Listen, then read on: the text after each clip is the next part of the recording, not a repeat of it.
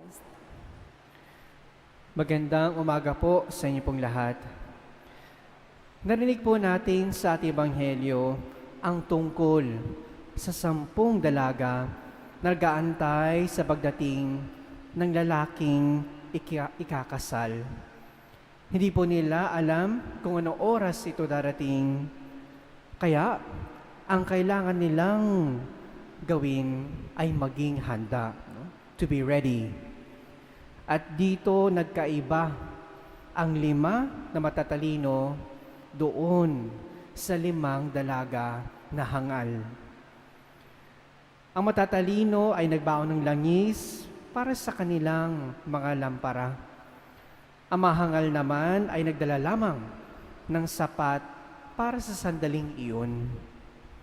Kaya nung dumating nang ang tunay ang lalaking ikakasal, sa kalagitnaan ng gabi, wala nang sindi ang kanilang mga ilawan.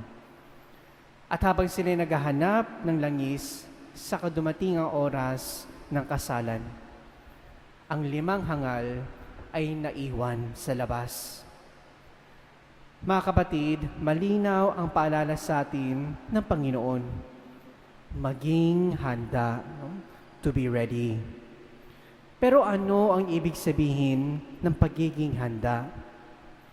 Hindi po lamang ito ang pagiging handa kapag malapit na tayong mamatay.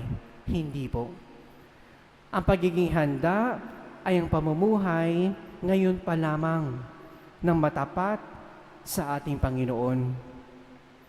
Ang ating pananampalataya dito ay parang langis natin sa ating ilawan. Our faith becomes the oil for our lamps to light our way before the Lord. Hindi sapat na meron po tayong pananampalataya sa pangalan lamang. Marapat po itong alagaan, isabuhay, panatilihing laging nag-aapoy sa pamamagitan ng ating panalangin, mabubuting gawa, pagiging tapat sa Panginoon kahit mahirap. At dito po natin maintindihan ang sinasabi sa ating unang pagbasa ni San Pablo. Doon sinabi niya, "The wisdom of God is not like the wisdom of this world."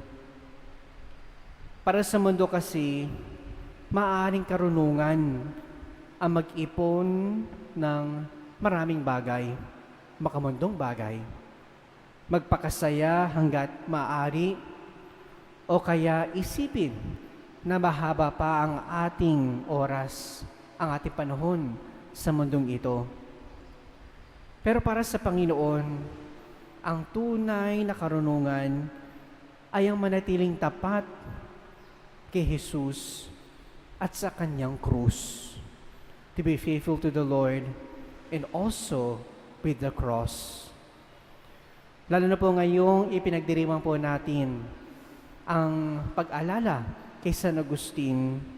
Siya ay isang magandang halimbawa para sa ating lahat. Matagal kasi niyang hinanap ang tunay na kaligayahan sa maraming bagay. At natuklasan lamang niya ito na ang puso ng tao ay hindi kailanman tunay na mapapanatag hanggat hindi ito makahanap ng kapahingahan sa Diyos lamang. My heart is restless until it rests on you, my God. Natutuhan niyang ang tunay na karunungan ay hindi ang pagkakaroon ng lahat ng bagay na hinahanap sa mundong ito, kundi ang pagkilala kung sino ang tunay na dapat nating hanapin. Ang Diyos lamang, sapat na. At lalo na rin ngayon, ating ipinagdiriwang din ang ika-23 anibersaryo na pagkatatag ng ating diocese. 23 taon ng buhay ng ating simbahan, lokal na simbahan. Ito po ay isang paalala sa atin ng katapatan ng Diyos sa atin. ng ilang mahabang taon. Pero anibersaryo na ito ay hindi po lamang pag-alala sa nakaraan. Ito po ay isang paalala sa ating tungkunin ngayon. Tayo ang kailangan na magpatuloy na magdala ng ilaw ng pananampalataya sa ating pamilya, sa ating nakakasama, sa ating diocese. At upang kapag dumating na ang Panginoon ng tunay, kanyang matagpuan na sindi-sindi natin ang ating mailawan, may ilaw pa rin.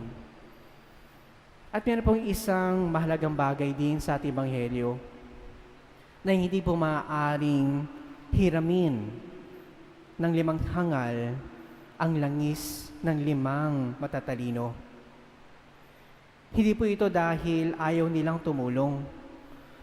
Ipinapaalala lamang nito sa atin na may bahagi na ating pananampalataya na wala pong ibang makapaggagawa nito para sa atin. There are things that others cannot do for us when it comes to our faith. It is up to us to be ready. Kaya habang ipinagdiriman po natin si San Agustin at ang ating anibersaryo, maganda pong maging halimbawa ito para sa atin. May we always light our lamps, our faith. May we not forget to be ready always. Huwag po natin hintayin ang huling sandali bago po natin hanapin ang Panginoon. Habang may panahon pa, punuin na ng panalangin, ng mabuting gawa, ng pag-ibig ang ating buhay at maging langis nawa ito. Dahil ang tunay na karunungan ay hindi ang malaman kung kailan darating ang Panginoon. Ang tunay na karunungan ay mamuhay araw-araw na handa sa Kanyang pagdating.